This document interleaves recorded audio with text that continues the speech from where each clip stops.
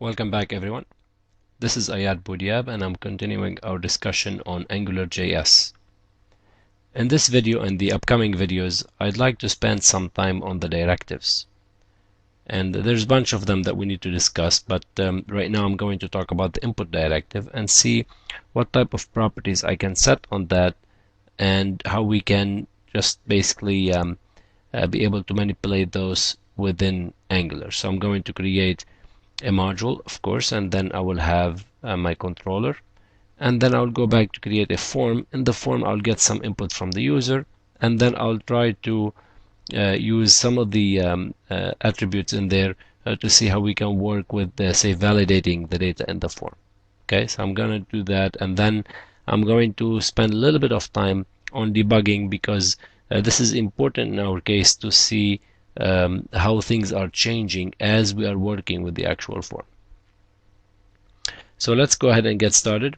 Right now, as you can see on the screen, I have the in the body I have the reference to AngularJS, which is under the scripts folder in my local machine, and notice that in here I have a reference to Bootstrap. You don't have to have that reference.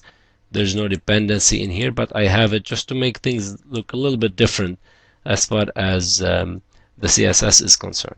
Okay, so in this case, that's why I'm referencing Bootstrap. So right now I have in the body, I have only the script that references JS, AngularJS, and then underneath that, I'm going to create my script folder, and then so I can create some of the information that I need in here. To start with, I need to create the actual module, and then create a controller out of that. So var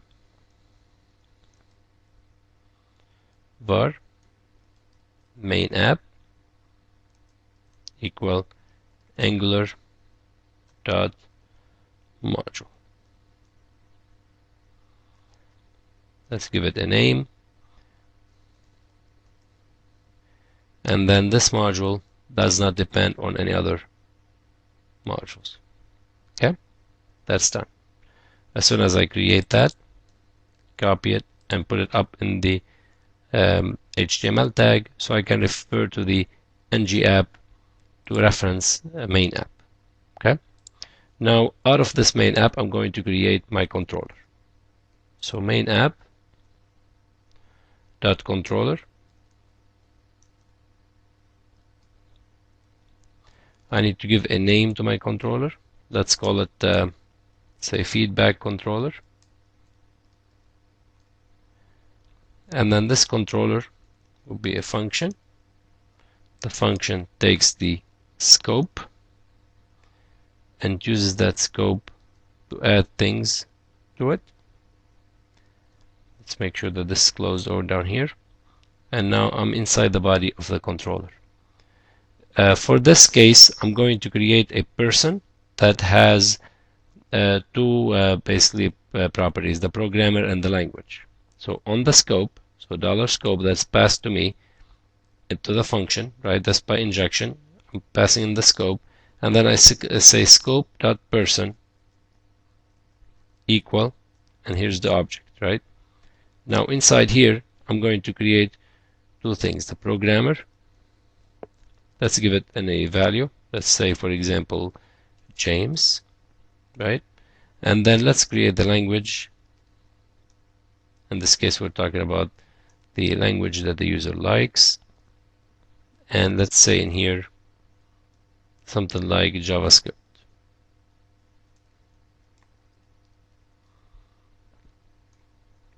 So now that I have my module, I reference my module up here. I have my controller, feedback controller with the function, and add this item is added to the scope. Now let's go back to the body in here, and inside the body I'm going to create a div.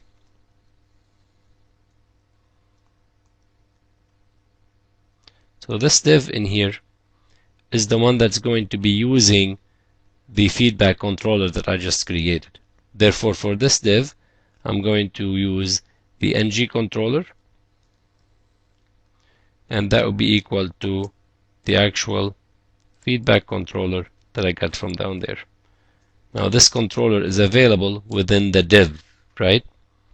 So now I can reference items that I need after I created that controller. Within this div, I'm going to create a form.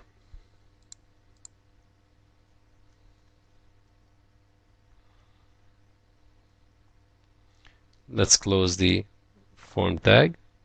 Okay, and then inside the form, well, before we go into the form, let's give this form a name. It's important in this case because we can reference that name later. The name that I'd like to use is main form. So now the form has a name. Okay, let's tab that down a bit. Okay, now for the inside the main form, I'm going to create the way for the user to enter the programmer and then the favorite language. Okay, so I'm going to say programmer, and I'm going to have an input here, and let's go ahead and close that. Okay, and underneath here I'm going to create a favorite language,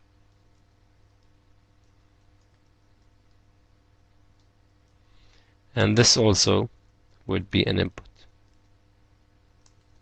Okay, now for the programmer, I have an input in here so the user can type the actual programmer, and the same thing for the favorite language.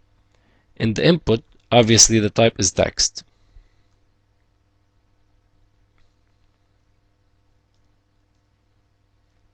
Okay, now let's give it a name.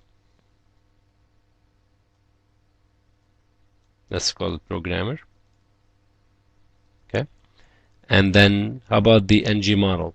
Okay, we need an ng model for this, and the ng model would be equal to the actual programmer. Now where is that programmer? This is the programmer that I have in here, right? Okay, but is this where is that programmer? What is it part of? The programmer is part of the person that was added on the scope. So if I need to reference this in the module, I have to say person dot programmer. So that will give me the actual model. So now I have the binding between that and the one here. Okay, so now that I indicated what the ng model is, I need to make this field required. I'll have to force the user to enter something. In addition, I'm going to use the ng min length attribute in this case to, as the name implies, I'm expecting a minimum length from the user, otherwise it'll be an issue, right? I'm expecting 2 characters from the user. If he doesn't enter 2 characters, then this item within this input within the form is not a valid input. Okay. All right. Now I will be back to this part in here, but let's also take care of the language. In the case of the language, the type is text as well. Let's put text here, and then let's give it a name. So that would be equal to language. All right, and then also I'd like to continue in the same path like I did up here. I'm going to give it the ng model. So let's do this. ng dash model equal, and then let's do here person dot language in the same token like I did for the other one. Okay, so this person dot language will take care of that binding between this input box and the language that I see down here. Okay, so now that I indicated what the ng model is, I'm not going to make this one required, but I need to make sure that it has a maximum length. So I'm going to say ng dash maximum length, and let's give it a value. Let's say that the maximum length is 10 characters. Okay, so now I have a programmer that will enter an input in here. Favorite language will get the input in here. They both bind to the actual the controller, right, and all the data. So let's go ahead and save this. Let's copy the path, and then let's go to Chrome and put it there. Now I have programmer, and that bound to James, and then I have the favorite language that bound to JavaScript. Okay, let's continue, see what else we can do with this. All right. So now that I indicated the actual programmer and the favorite language, let's proceed and figure out how we can make sure that the required and the length are basically reflected to the user, so they can see that, hey, you know, I didn't enter this correctly, or there's some length that I'm expecting, and so on. So how can I do this? Well, this is usually done through spans. I need to show a span, but not always. I want to show the span only if there's an issue, and if there's none, I want to hide it. Okay, so let's start with a span in here. And the class for the span would be error, because I will error out if the form will not be valid, I will get an error in this case. So the class is error. And when should I show this? So I will use my ng show, right? Because not show, and then make sure that this only shows under a certain condition. Well, what that condition is? That condition will be main form. That's the actual form that you see here, right? Main form. And then within that main form, I have the programmer. And then for the error of this, dot required. So now this only shows if this happens, which is that the programmer field within the main form is erroring out because it is required, right? So that's what I need to show. Let's close this span and slash span. Okay, but make sure that we put in here the text that will show to the user, and that text is required. So now this is the text that will show to the user if this errors out, and this will only show and if this condition is correct, which means that the field is still required. Now I'm going to do the same thing in here, similar, and let's copy the span and put it right underneath it. And this span would be also of class error, and the ng show on that would be main form dot programmer dot error, same thing, but not required in this case. I'm going to use dot min length, because if there's a minimum length that's erroring out, I need to make sure that the user knows about it. Okay, so and this one would be, instead of required in here, I would say something like the min length is 2 characters. The min length is 2 characters. Okay, let's copy this guy. And now, by the way, in here, let's put a break so we don't have them all on the same line. Let's do that. Okay, now right underneath in here for the language, I'm going to also put a span. So the span in here is of course of class error, and it will show when main form.programmer.error that maximum length is satisfied, and in here I would say the maximum length is 10 characters. The maximum length is 10 characters. Okay, so let's go ahead and save, and let's see what we have so far.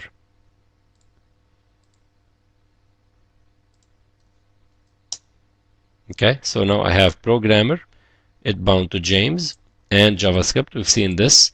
Now let's remove James. As soon as I remove that, it gives me the error. It is required, right? Okay, now this field is required, I understand, but the other issue that I have with this field is that the minimum length should be 2 characters. So let me type 1 character. Let me type A. Now you see that it says the min length is 2 characters, right? Because this condition is not satisfied because I just missed that. I didn't enter at least two characters. If I type another character, that condition is gone. What happens to this guy? It doesn't have a required field, so nothing would show if I remove it. But then let's start typing and see what happens. Okay, nothing happened. So there must be an error in my case in here, because something should have shown that, hey, there's a maximum of 10 characters and I already exceeded that. So let's go back to the actual page in here and see what we missed. So we have the class equal error, and we have the ng show, and says main form. Oh, I'm sorry, that it should not say dot programmer, because right now we are part of the language.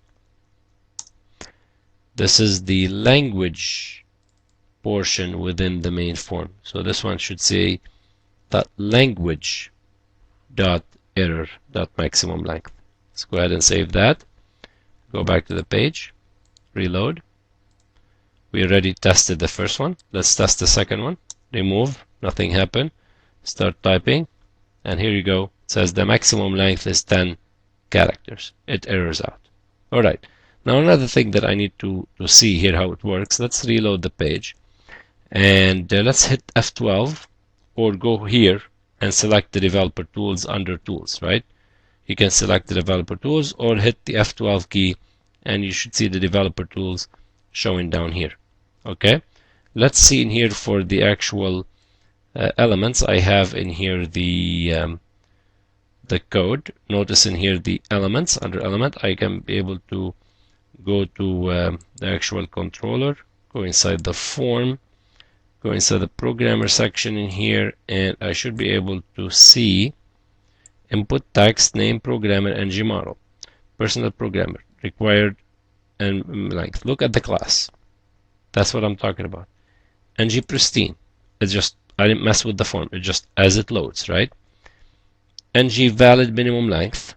Okay, it is ng valid and ng valid required, because it satisfies, James satisfies all those conditions, right? Okay, let's go ahead and remove James and keep an eye on this portion here. See what's going to happen. I remove James. Now it says that the form is ng valid minimum length, ng dirty because I made a change, ng invalid because it's not valid anymore, and the invalid is the required attribute, right? It's as far as it's also ng valid minimum length, but it's ng invalid as far as required is concerned. Let's go ahead and start typing one letter. Notice now it says ng dirty, ng valid required, right? It's not the required anymore. Now it's valid as far as required is concerned, but ng invalid minimum length. Still the field is invalid. Why? Because it's invalid minimum length. Type some more. Now it says ng dirty because I made changes, ng valid required, right? The validity is, as far as required is concerned, it's valid. ng valid because the whole box is valid, and valid minimum length because I just satisfied the minimum length requirement. So as you can see, the CSS classes are changing dynamically as I am typing in the box. Well, the same will apply for the second one, right? Same concept. So that's how I can look at the debugger and figure out what's going on. So what I did today is I went over the actual input and see how I can work with the directive. Specifically in here, I tried to illustrate how we can create a quick controller and then bind our elements to the input boxes, and then use the ng show to basically hide and show a specific span based on the actual validity of the data on the form. I also used the ng minimum length, maximum length to see how that would work.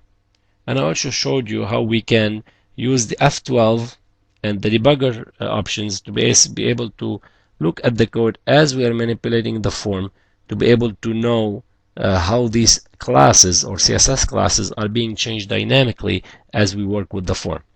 So let's go ahead and look at other directives and see how we can work with them in the upcoming videos. Thank you very much for listening. I'm Ayad Boudiab, and you have a good day.